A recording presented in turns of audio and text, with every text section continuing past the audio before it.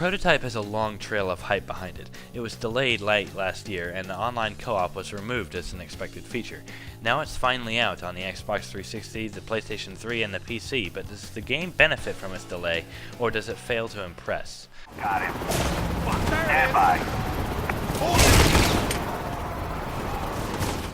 Prototype follows Alex Mercer, who wakes up in a morgue without any memory and a virus that gives him shape-shifting powers. The story does have one or two twists that you may or may not see coming. One of the big ones I managed to predict, but that's because it's the same twist that's in one of this summer's bigger movies. I won't say which one. For the most part, though, the story is pretty interesting, although it does fail to break out of the infection archetype it sets itself in. Fucking goose-stepping motherfuckers!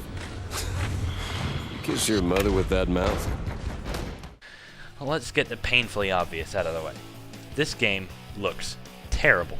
The buildings all look the same. The shape-shifting transition is shoddy, and the draw distance makes effectively seeking out hidden collectibles nigh on impossible. The animation for Alex's parkour is pretty, but it would have been nice for him to know a few more flips, as it starts to look repetitive after a short time.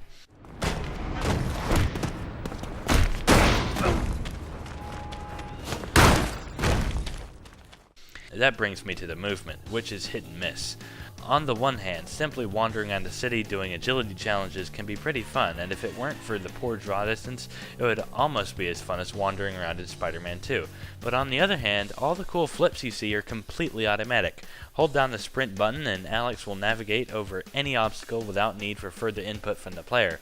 This turns out to be oversimplified and made me wish there would have been a little more input required to make me feel like I was the one doing the parkour instead of the automated machine. Eventually, you'll learn how to traverse the world faster than even a helicopter, and once you learn that, you'll be surprised how much precision is not needed. Any way you spin it, the movement in Prototype just doesn't make the player feel awesome. It doesn't even make him feel like he's doing much of anything.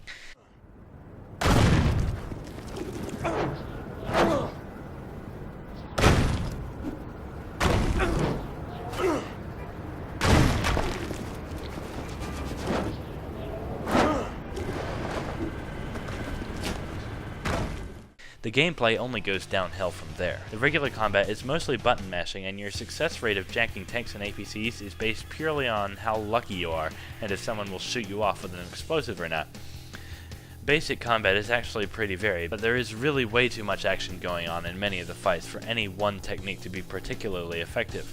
Make no mistake, you will be running away a lot in this game, whether it's to use the game's way too slow health regeneration or to escape yet another strike team. Strike teams are a squad of attack helicopters that show up if a soldier calls them in. It's theoretically possible to kill the soldier before he can finish his call, but I never managed to see this soldier outside of the mission that teaches you this technique.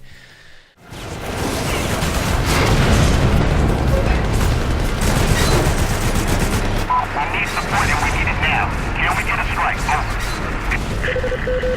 Red Crown confirming deployment of strike package.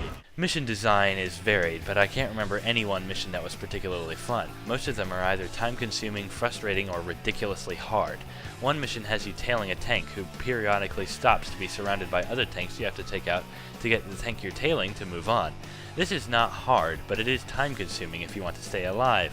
After you cause the tank to move on from 2 or 3 rings of protection, you are given instructions to jack this tank and consume those inside. This begs the question, if you're going to end up killing everybody inside anyway, why were you required to tail them for 15 minutes, spending large amounts of time taking out protection rings instead of just killing them right off?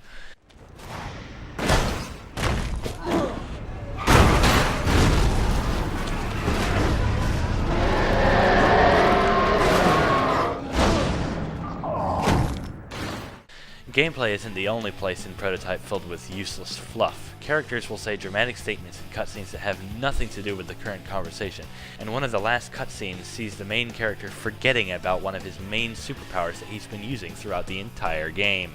The music score is mostly your typical orchestral swells, but there are 1 or 2 tracks of fast-paced, high-tempo action music that does succeed in impressing. The voice acting follows suit, with 1 or 2 actors that seem quite in sync with their characters, but the rest needing some voice lessons.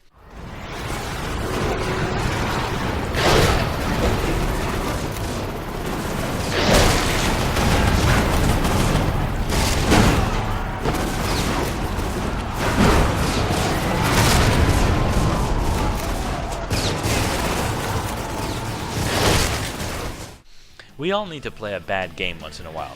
If you haven't played a turd in a while, then I highly recommend Prototype, but otherwise stay away from this game. If you really need convincing, rent it, but do not buy the full game without doing so first. When it takes 3 times as long to list the cons than the pros of a game, then it's a title gamers should stay away from. Prototype features frustrating combat, abysmal missions, and a score of D-.